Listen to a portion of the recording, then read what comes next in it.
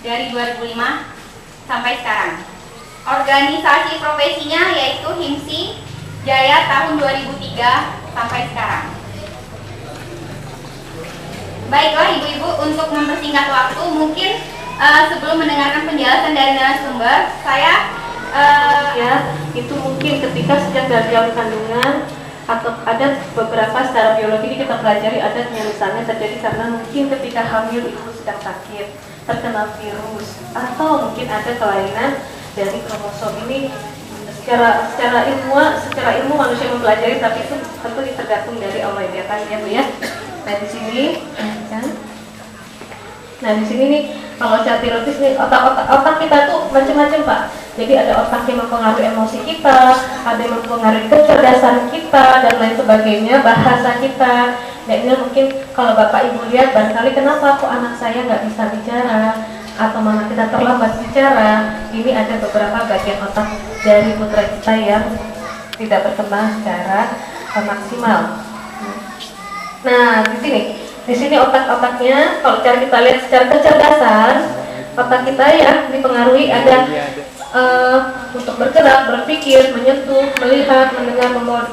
Ini adalah fungsi-fungsi dari otak yang kita ciptakan Allah yang sekecil ini nih, mungkin sekecil hanya semangkok bakso ya Pak ya, tapi ternyata fungsinya luar biasa ya. Nah ini sedikit aja. Nah tentunya Bapak Ibu, putra putri kita tuh jangan hanya lihat kok nggak pintar sih, kenapa ya. Kita tuh tidak hanya mengharapkan anak-anak kita berhasil tuh karena dia pintar, tapi pintar, anak pintar boleh, itu kebanggaan orang tua, tapi ada faktor-faktor lain yang harus kita perhatikan. Pertama, emosi. Karena kita lihat sekarang adalah kecerdasan emosional, ya. Apakah dia bisa berhubungan dengan orang lain, dia dapat tenggang rasa. Kan pernah ya Bapak Ibu lihat ya, anak pintar tapi cuek sama lingkungan, tapi nggak mau dengan kasih sayang. Nah itu kalau kita lihat ada faktor yang belum seimbang. Ada lagi yang misalnya dia sudah memperhatikan, tapi kalau kita suruh, kamu udah besar sholat dong, masa nggak mau sih misalnya, tapi dia juga tetap tidak, masih sulit kita ini kan, masih sulit kita ajarkan. Nah inilah yang kita Bapak Ibu ya, bahwa kita nggak hanya selalu kecerdasan dari nilai-nilai akademik aja, anak-anak kita harus sekolah-sekolah yang normal dong, yang ini dong. Nah, padahal kecerdasan itu sekarang ada macam-macamnya. Pertama kita lihat kecerdasan linguistik, bagaimana dia menyampaikan. Mungkin putra-putri kita terhambat bicaranya, tapi dia bisa menyampaikan kan dengan bahasa isyarat segala macam, dia bisa menyampaikan emosinya, mengekspresikannya. Terus kemudian kecerdasan spasial itu apa ya? Jadi misalnya, oh ini aku berada di ruangan seperti ini saya seperti apa gitu ya. Kecerdasan matematis tadi, saya yakin tadi ibu apa ya? Matematiknya jago nih. Pernah punya cita-cita kan Bu? Terus nggak pernah tepat kan belanjaan dari Bapak?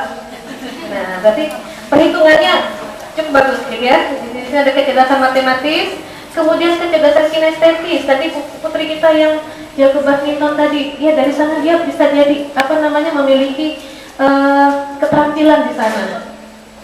Kecerdasan musik, ya kecerdasan musik banyak sekali. Putra-putri kita tuh misalnya, kok mau nyanyi aja suara sengau, termasuk saya. Kalau soal nyanyi tuh kayaknya mudah-mudahan kaca-kaca nggak pecah. Ya, tapi misalnya anak kita barangkali dia belum bisa mengucapkan, tapi dia bisa menikmati dan bisa juga memainkan alat musik. Nanti di akhir sesi akan saya, tapi sebenarnya rahasia dulu ya, kok saya nggak tahu. Ada sedikit contoh yang kecerdasan musik. Terus kemudian interpersonal. Jadi tadi bagaimana dia menghargai Bapak Ibu, berbicara, sayang sama adiknya, sayang dengan yang sekitar lingkungannya. Itu alangkah indahnya kalau kita juga anak-anak kita memiliki keterampilan ini. Kemudian intrapersonal. Bagaimana dia mengurus diri sendiri, ya, membina diri sendiri atau dia mengembangkan apa yang ada dalam dirinya.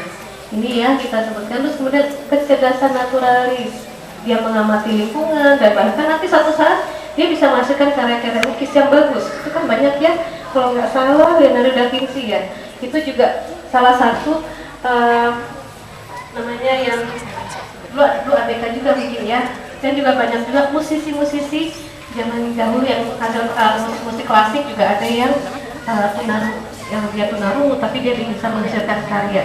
Itu yang kita harapkan, tapi kalaupun tidak mencapai ke sana setengahnya saja ya alhamdulillah ya Bapak Ibu ya. Ya, lanjutkan. Nah di sini sekarang yang terpenting lagi tentunya juga dari sekolah ini pasti mengembangkan karakter. Sekarang pengembangan pendidikan karakter, karena Bapak Ibu kita lihat bahkan anak-anak kita yang kita anggapnya cerdas, yang rata-rata, yang bersekolah di sekolah normal, misalnya sekolah yang biasa, banyak yang tidak memiliki karakter. Ada jam kosong, guru kosong, dia cabut. Saya sering melihat di pinggir jalan anak-anak masih pakai baju seragam, merokok di pinggir jalan, masih SMP, bahkan SD. Ya, ini nih ibaratnya tugas kita ya Bu Guru ya, dan juga bahkan orang tua adalah untuk mendidik karakter anak-anak kita. Di sini apa sih manusia kita, anak-anak kita diciptakan yang kita ingin mendidik dia secara penuh, holistik itu penuh ya. Jadi ada potensi fisiknya, kita beri dia makan, kemudian kita bekali dengan kebutuhan fisiknya, juga potensi akademiknya. Alhamdulillah nih Bapak Ibu begitu mengenali mungkin putra putrinya memiliki kebutuhan khususnya, Bapak Ibu menyokan ke sini, ini adalah salah satu untuk menggali potensi akademik mereka. Kemudian potensi sosial, bagaimana Bapak Ibu mengajarkan anak-anak itu untuk bersilaturahmi dengan sesamanya, dengan tetangga.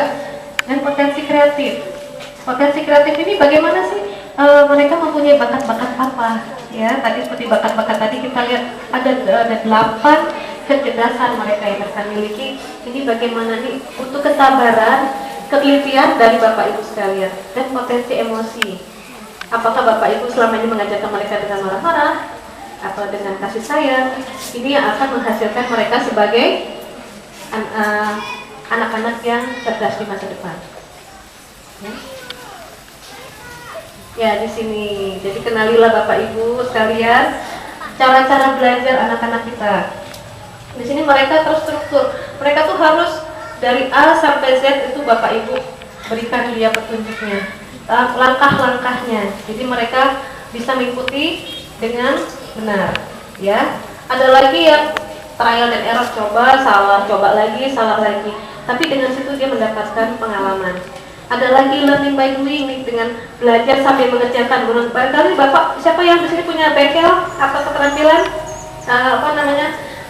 perajin kayu atau punya bengkel kerja? Siapa Pak? Ibu ada yang punya di sini? Oh, di sekolah ya. Jadi kalau mungkin ada praktek, Bapak Ibu pernah mungkin kalau ada waktu boleh deh menonton terakhir film yang saya nonton tuh My Name is Khan. Jadi ya Bapak Ibu ya, bahwa anak yang Asperger India nih. Sebenarnya saya nggak suka, ya bukan nggak suka jarang banget nonton film India. Tapi ketika saya baca latar belakangnya, dia adalah anak yang Asperger, ya Asperger dia dia harus seperti ini. Ternyata nggak terasa dari seperti tadi ketika ada nyanyian Guru Tanpa Jasa, air mata saya juga keluar di sana. Ya itu, ya jadi di situ saya ingat di pertama bahwa ayahnya itu dia melihat ayahnya mengerjakan ini ya Bu, punya bengkel sepeda ya. Dengan bengkel sepeda dia belajar, dia lihat hingga akhirnya dia dalam kehidupan dewasanya dia menciptakan punya keterampilan macam-macam. Ketika mobil rusak, di saat orang macet tengah jalan dia tiba-tiba betulkan, dapat penghasilan. Nah dari sana akhirnya dia bisa menjalani kehidupan istri. Orang tuanya sudah meninggal ketika itu ya Bu ya. Ya. Nah di sini juga ada tentunya dengan anak-anak yang normal. Ulang lagi 0812 214 1945.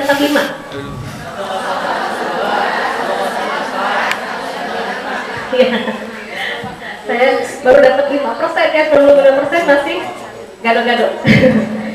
Ada coding itu adalah misalnya gini, 0812 tuh saya lihat rata-rata bapak-bapak punya HP kan. Itu apa tuh 0812? Mati, ambil satu kunci ya. 214. Kenapa?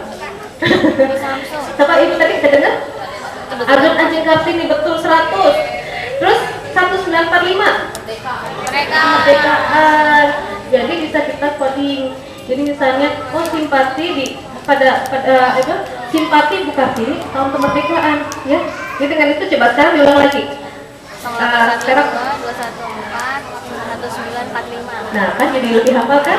Dengan seperti itulah yang antara lain ya Bapak Ibu ya, mungkin punya punya trik-trik tersendiri. Nah seperti inilah. Kemudian jembatan keledai. Jembatan keledai itu misalnya, oh iya bendera kita kan merah putih. Jadi misalnya Indonesia berkibar baru di nggak kalau itu hampir dosen sama pembimbing warna gua. dari jembatan keledai ini. Terus kemudian gambar. Barangkali Kirain anak-anak kita udah selesai. sulit nih belajarnya Dewasa udah selesai. menggambarkan atau letak mata aja kenapa harus di kepala misalnya yang ini ya saya contoh contoh yang ekstrim misalnya Si Ren. ternyata mata itu di sini loh digambar bulat, matanya dua, hidung satu, mulut, telinga ini panca indera ini yang dengan gambar. Atau flowchart-nya adalah urutan apa namanya tahap-tahapan. Misalnya anak kita makan dulu, mau bikin jadwal ya, makan dulu, bangun tidur ganti baju, misalnya ke kamar mandi dulu, apa tahap-tahapannya itu dibikin suatu alur cerita. Atau mind map ini misalnya kita mau mengajarkan anak-anak kita tentang benda, ya benda. Misalnya benda ini apa sih jenis-jenis benda, coba saya minta tolong Pak Sunarti, jenis benda itu apa aja sih Pak yang ada di dunia ini? Benda apa aja Pak? Oh iya bagus Ibu Nurlela, ya terima kasih Ibu. Jadi di dunia ini secara garis besar kita tuh punya 3 benda, misalnya cair, padat, dan gas. Ya dibuat satu ini. Kita bikin garis. Ini biasanya anak-anak tertarik dengan apa ya? Warna ya Bu ya. Warna. Kita gambar warna benda. Terus ternyata benda cair sifatnya apa? Kita gambar lagi pakai warna yang lain. Nah ternyata ini kebetulan saya terapkan juga pada anak saya Bu. Anak saya juga kayaknya saya ini kenapa ya? Kok saya kok nggak masuk nih? Kenapa? Akhirnya alhamdulillah saya coba dengan cara seperti itu. Oh yang mah ngerti mah katanya gitu. Jadi lebih gampang ngajarkan anak-anak usia kita misalnya ngalami kok gambarkannya susah ya. Ternyata tadi dengan potensi tadi apa ya, kalau kita dengan penglihatan visual ya, ditambah tadi dengan dibantu.